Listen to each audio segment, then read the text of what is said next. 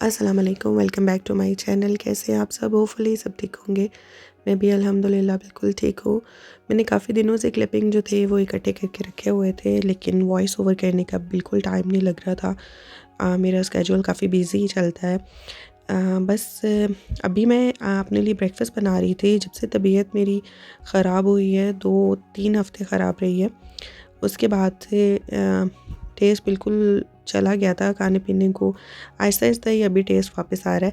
आज मेरा बड़ा दिल कर रहा था कि मैं गुड़ वाली चाय बनाऊँ, और मुझे इसके साथ रिलेटेड बड़ी अच्छी एक स्टोरी अपनी याद आ गई कि जब मैं नई-नई आई थी ना इस कंट्री में, तो सबको मैं यहाँ देखती थी कि वो लोग केटल वाली चाय पीते हैं।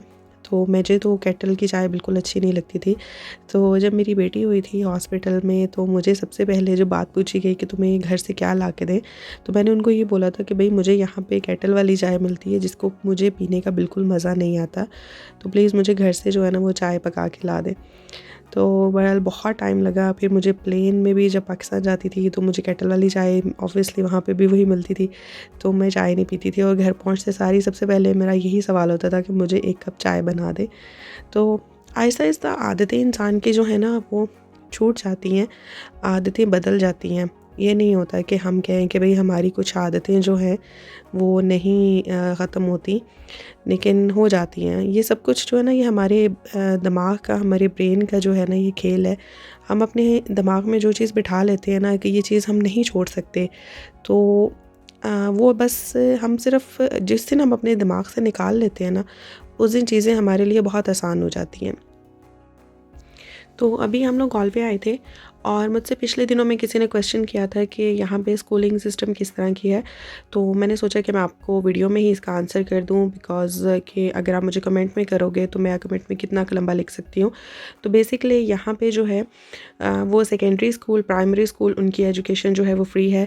और ये सिर्फ आयरिश लोगों के लिए नहीं है। यहाँ पे जितने भी और जो बॉर्न इन आयरलैंड है उनके लिए नहीं है। आप सबके लिए यहाँ पे जो है वो एजुकेशन फ्री है, अंटिल कि अगर आपने प्राइवेट स्कूल में अपने बच्चे को नहीं भेजा। प्राइवेट स्कूल में ऑब्वियसली आपको फ़ीस पे करनी पड़ती है। जो यहाँ पे जो सब स्कूल बच्चों के लिए जो सेम स्कूल है, वहाँ पे एजुकेशन बिल्कुल फ्री है। तो चाहे आप असाइलम सीकर हैं, चाहे आप यहाँ पे जो हैं आप किसी भी तरीके से आयरलैंड में आए हैं, सबके बच्चों को यहाँ पे एजुकेशन मिलती है। और आपके प्री स्कूल, प्राइमरी स्कूल और आपके सेकेंडरी स्कूल जो है, उन सब की जो है स्कूल फ़ीस जो है वो फ्री है। आपको यहाँ पे यूनिफ़ॉर्म पे करना पड़ता है, आपको एक लेवल पे जाके बुक्स पे करनी पड़ती हैं उनके, और इसके अलावा अगर कोई स्कूल का ट्रिप वगैरह है या स्कूल में कुछ भी एक्टिविटी है तो उसके बस आपको पैसे पे करने पड़ते हैं। जैसे वो कुछ मंथ में होता है कि आपके स्कूल में कुछ ना कुछ एक्टिविटी होती है, और वो भी बहुत ज़्यादा अमाउंट नहीं होती, सिर्फ़ और सिर्फ जो है वो स्कूल ट्रिप की जो है एक थोड़ी बिग अमाउंट होती है। वो भी डिपेंड करता है कि किस जगह वो आपके बच्चे को भेज रहे हैं, लेकिन वो अंडर 50 यूरो ही होता है, इससे ज़्यादा नहीं होता। तो फ़िलहाल जब तक बच्चे कॉलेज नहीं जाते तब तक आपको बहुत रिलैक्सेशन होती है। जैसे ही बच्चे कॉलेज जाते हैं तो उसके बाद फिर डिपेंड ऑन आपके बच्चे की एजुकेशन, डिपेंड कि वो किस जगह पे कॉलेज में जा रहा है, प्राइवेट जा रहा है, किस वे में जा रहा है, उसके कितने ग्रेड्स आए हैं, और किस हिसाब से फिर ये सारा उस हिसाब से होता है। फिर उस तरीके से आपके से जो है वो फ़ीस लेते हैं। तो ये तो अभी जो है थोड़ा हाई लेवल की बात आ जाती है, क्योंकि मेरे बच्चे भी छोटे हैं, तो मुझे इतना ही ज़्यादा अभी मेरे लिए इतना ही जानना बहुत है। इसके बाद जब इंशाल्लाह मेरे बच्चे जो हैं वो कॉलेज में जाना स्टार्ट होंगे तो फिर मुझे ज़्यादा नॉलेज होगी, लेकिन स्टिल अगर किसी को इसके बारे में कोई भी नॉलेज आई है तो मैं ज़रूर उसको इसके बारे में इन्फॉर्मेशन पता करके बता दूँगी। तो मुझे बेसिकली हम लोग प्राइमर गए थे, पेनी में गए थे, तो वहाँ पे थोड़ी बहुत अच्छी डील्स थी घर की चीज़ों की, तो मैंने वहाँ से थोड़ी सी चीज़ें ली। और इसके बाद मुझे बूट्स बेसिकली जाना था, बहुत ज़रूरी था मेरे लिए, क्योंकि मैं ऑनलाइन चीज़ें लेने की कोशिश कर रही थी, लेकिन ऑनलाइन वो यही कह रहे थे कि आप स्टोर पे जाके ही बाय करें। तो मैंने वहाँ से तो 1-2 मेडिसिन लेनी थी और थोड़ी सी और चीज़ें लेनी थी, वो ली। और उसके बाद अभी हम गाड़ी पार्किंग पे लगाएंगे, और लगाने के बाद हम दूसरे शॉपिंग सेंटर जाएंगे एयर स्क्वायर में। और हम लोग हेडफोर्ड रोड शॉपिंग सेंटर पे थे पहले, और उसके बाद अभी हम वहाँ पे मेरे हस्बैंड की ये बड़ी फेवरेट पार्किंग वाली प्लेस है, यहाँ पे पार्क करने के बाद फिर हम वॉक करके जो है वो एयर स्क्वायर शॉपिंग सेंटर जाते हैं। तो फिर अभी हम वहाँ पे जा रहे थे।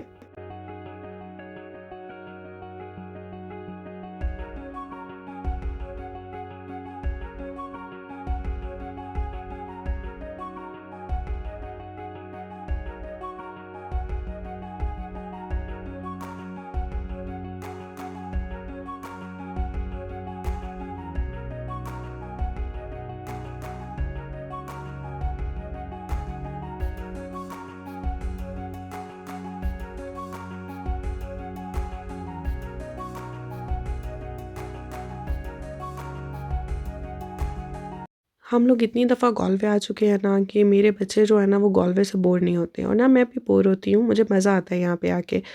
अच्छा, मैं आप लोगों से एक और बात करना चाह रही थी कि आप लोग अपने पेरेंट्स, जिनके पेरेंट्स इस दुनिया से चले गए हैं, जैसे कि मेरे अब्बू की डेथ हो चुकी है, आपके बहुत सारे जो भी करीबी अज़ीज़ रिश्तेदार इस दुनिया से गए हैं, लेकिन ख़ुसूसी तौर पे आपके वालिदैन जो हैं, जब वो इस दुनिया से चले जाते हैं, तो आप उनके लिए बहुत बहुत ज़्यादा दुआ मांगा करें, बहुत बहुत ज़्यादा पढ़ा करें, उनके पढ़ के उनको बख्शा करें, क्योंकि ये उनका हक़ है और उन्होंने हाँ सारी ज़िंदगी हम पे अपना बहुत हक़ अदा किया है।